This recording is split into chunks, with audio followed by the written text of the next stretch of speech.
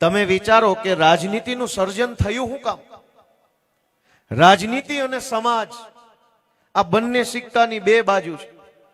સમાજ છે તો સમાજમાંથી રાજનીતિ છે, અને રાજનીતિ એટલે છે કે સમાજની વ્યવસ્થાને સારી બનાવવી છે, સમાજને આગળ લઈ જવો છે એટલે રાજનીતિ બનાવી, અને રાજનીતિ છે તો સમાજ આગળ જશે, અને સમાજ છે તો રાજનીતિ બનશે.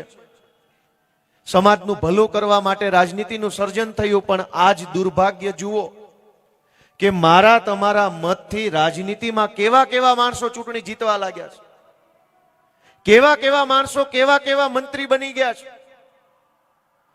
કોક ઇજ્જતદાર માણસ હોય, કોક આબરૂદાર માણસ હોય, કોક સમાજમાંથી આવતો પીઢ માણસ હોય, જવાબદાર માણસ હોય, એવો જો નેતા બને તો સમાજની વાતને સાંભળે, સમજે અને સરકાર સુધી પહોંચાડે.